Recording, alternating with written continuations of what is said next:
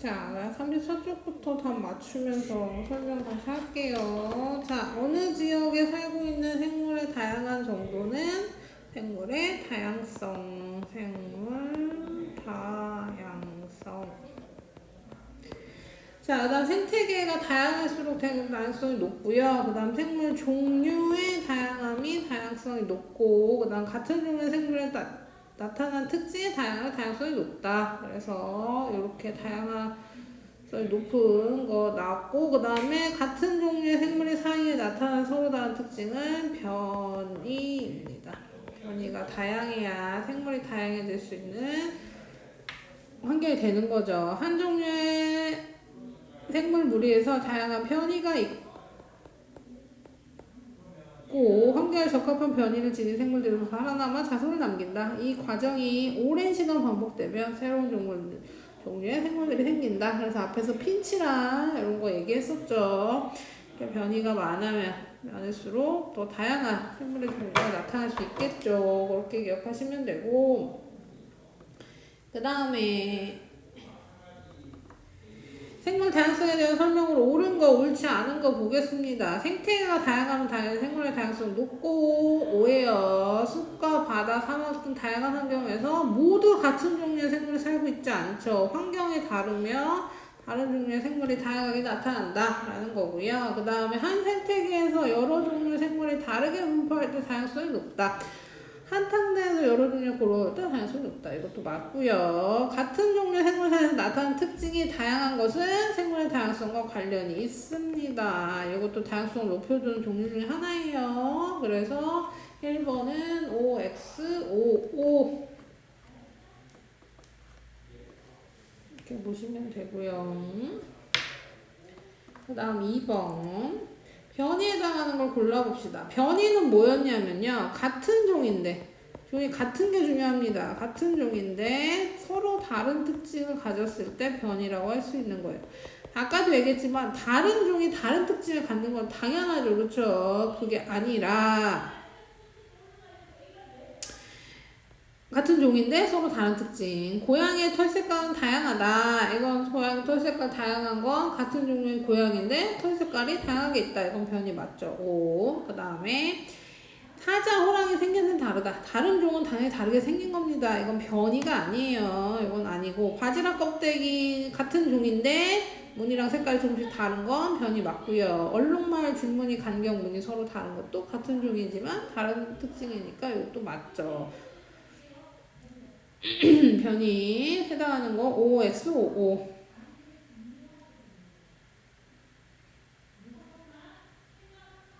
자, 이거는 답이 잘못됐네요. 관련이 없다가 X면 당연히 여기도 X죠. OXOX. 자, 3번. 핀치 종류 다양해진 거 앞에서 했죠. 자, 첫 번째는 뭐냐면요. 첫 번째는 다양한 변이를 가지고 있는 핀치 무리가 1번이어야 됩니다. 그래서 부리의 모양과 크기가 다양한 한 종류의 핀치 무리가 있다. 이것이 첫 번째다. 그 다음에 어떻게 된 거예요? 갈라진 거지, 갈라진 거. 핀치 무리 1부는 크고 단단한 씨앗에 다른 1부는 선재만 섬에 살게 된 게 환경이 달라진 게 두 번째. 그 다음에 뭐예요?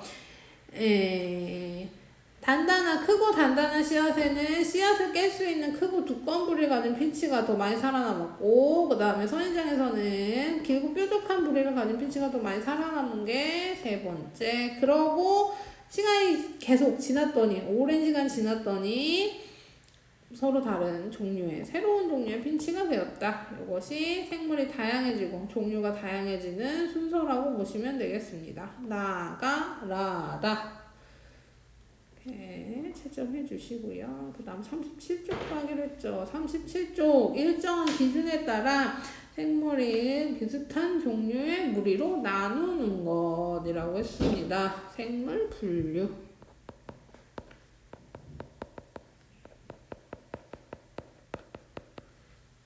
비슷한 종류의 무리를 나누는 걸 분류고요. 그 중에 가장 기본 단위, 가장 작은 기본 단위는 종입니다.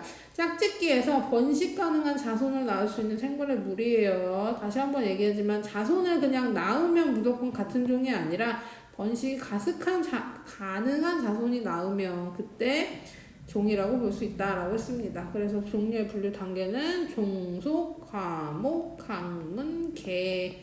그래서 가장 작은 게 종, 가장 큰 게 개 이렇게 분류하시면 돼요.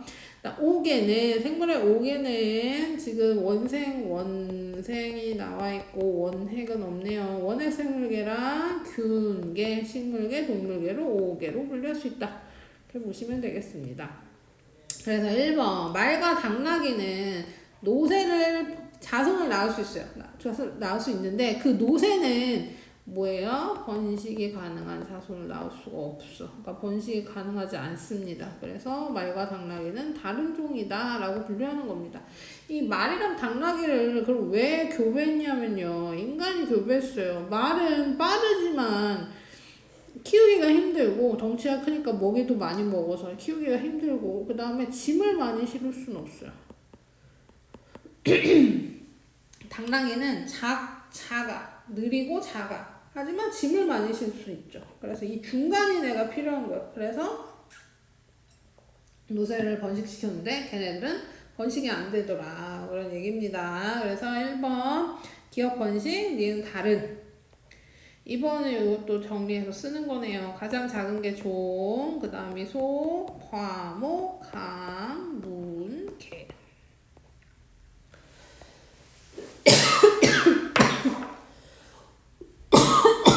자, 3번. 생물의 분류 기본 단위는 개가 아니라 종. 개는 가장 큰 단위입니다.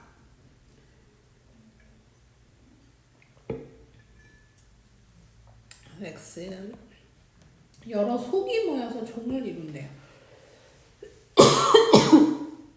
방금도 얘기했지만 종이 가장 작은 단위예요. 종이 모여서 여러 종이 모여서 하나의 속을 이룬다 이렇게 써야 맞죠. 그래서 X 같은 강에 속한 생물은 모두 같은 문에 속한대요. 이거는 맞죠. 보시면 문이 강보다 더 큰 단위예요. 다시 한번 이거 써놓고 얘기해볼까요? 종, 과목, 강, 문, 개. 자, 그러면 여러 강에 속하는 생물들은 모두 같은 문에 속한다. 잘못 얘기했네요. 자, 다시. 같은 강에 속하는 애들은 강이 같아요? 그럼 문도 같아요. 문도 같고 개도 같을 겁니다. 그래서 3번에 5. 작은 단위, 작은 분류 단위에 같이 속해 있을수록 가까운 관계다. 그쵸? 종이 같으면 제일 가까운 단계고 단계가 작으면 작을수록 가까운 단계입니다. 그 다음에 개로 가면 먼 관계라고 할 수 있겠네요. 그래서 3번도 5. 그래서 3번에 XX55 되겠습니다. 자, 그 다음 5개 특징 정리한 거 보시면 원핵 생물계는 핵이 없어요. 없다. 여기 지금 핵막이라고 나오는데요. 핵이랑 핵막은 같이 보시면 됩니다. 핵막은 핵을 감싸고 있는 막이야. 그래서 핵이 없으면 핵막도 없어요. 그래서 핵이랑 핵막은 같이 분리하시면 되고요. 그래서 원생생물계는 있어요. 세포벽은 원핵생물계에도 있습니다.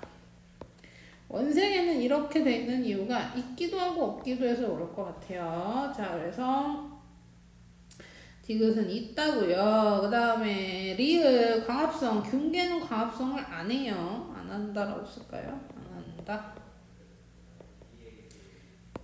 합성을 안 하고 뭐 한다 그랬습니까? 먹이를 분해해서 얻는다 그랬어요. 기생해서 산다 그랬죠. 안 한다. 식물계는 광합성을 한다. 동물계 당연히 안 하고요. 그 다음 세포수는 단세포. 얘는 단세포일 때도 있고 다세포일 때도 있고. 균계는 대부분 다세포고요. 생물, 동물은 당연히 둘 다 다세포입니다. 또 기억해 주시고요. 38쪽. 이번에는 뭐 할 거냐면요. 분류할 거예요. 다양한 생물을 분류해 볼 겁니다. 그래서 핵이 있는지 없는지 분류하고 균사로 이루어져 있는지 없는지 자, 봐봐. 다시. 핵이 없어요, 있어요로 분류할 때 없어요 하면은 원핵 생물계로 들어가는 겁니다. 원핵 생물계. 그래서 이렇게 분류하고 그 다음에 균사로 이루어져 있는지 물어봤을 때 얘로 하면 균계로 들어가는 거야. 그 나머지 중에 기관이 발달했지 않아요. 그러면 여기는 원생 생물계로 들어가는 거고 그 중에 기관이 발달해 있는 중에 광합성을 해요 라고 물어보면 식물계, 안 해요 라고 하면 동물계 이렇게 들어가게 되죠. 그래서 이런 식으로 크게 5가지 계를 분류할 수 있는 겁니다. 그래서 보시면 미역은 핵은 있고 세포벽도 있고 다세포인데 광합성도 해. 식물에 들어갈 수 있을까 했지만 기관이 발달해 있지 않아요. 그러면 얘는 봐봐 요걸로 분류해 보겠습니다. 핵이 있어요. 균사로 이루어진 않아요. 근데 기관이 발달했지 않아요. 그럼 어디에 속한다 그랬죠? 원생에 속한다고 했습니다. 그래서 미역은 원생이에요. 이렇게 분류하는 겁니다. 집신벌레도 해볼까요? 집신벌레도 핵이 있어. 핵이 있고요. 기관이 발달했지 않아요. 기관 발달했지 않아요. 아니네요. 자, 균사를 빼먹었네요. 미안해요. 자, 핵이 있어요. 근데 균사로 되어 있지 않아요. 그 중에 기관이 발달했지 않아요. 그럼 원생으로 들어간다고 했습니다. 그래서 집신벌레도 원생이에요. 꿀벌도 해볼게요. 핵이 있고요. 세포벽이 없고요. 세포순 다세포에 광합성을 안 하고 기관이 발달해 있어요. 그러면 여기서 어떻게 가는 거냐면 꿀벌 같은 경우에는 핵이 있고 균사로 안 이루어져 있고 기관이 발달해 있는데 광합성을 안 해요. 그래서 동물로 들어가게 되는 겁니다. 이렇게. 소도상격은 핵이 없어요. 그럼 첫 번째 분류되는 겁니다. 핵이 없어요. 그래서 원핵으로 들어가게 되는 거고. 식물도 한번 해볼까요? 식물은 핵이 있는데 균사로 안 돼 있고 기관이 발달해 있고 광합성을 해요. 그래서 식물. 그래서 소나무는 식물에 들어간다. 그 다음 푸른 곰팡이는 핵이 있고 균사로 되어 있어요. 그러니까 핵이 있고 균사로 되어 있는 속에 속하니까 푸른 곰팡이는 균계가 되는 겁니다. 뭐 이런 식으로 분류하는 기준이 되는 거죠. 자, 그래서 이렇게 원핵생물계 포도상교구, 원생의 미역, 집신벌레, 균계, 푸른곰팡이, 식물계, 소나무, 동물계, 꿀벌 이렇게 분류됐습니다. 자, 그래서 결론도 볼까요? 결론. 자, 결론 보시면 원핵 생물계랑 다른 생물계를 구분하는 기준은 핵의 유무입니다. 핵의 유무. 핵이 있냐 없냐로 구분하는 거고 균계와 원생 생물계를 분류하는 기준은 당연히 균사죠. 균사로 이루어져 있는지 안 이루어져 있는지. 그 다음 식물계 동물계 구분하는 기준은 광합성의 여부입니다. 그래서 광합성을 하면 식물계, 광합성 못하고 먹이 먹으면 동물계, 운동성 가지냐도 구별할 수 있겠죠. 그렇게 구별하는 거 연습해봤습니다. 그래서 여기까지 보시고 뒤에 숙제 내준 거 풀어오시면 돼요.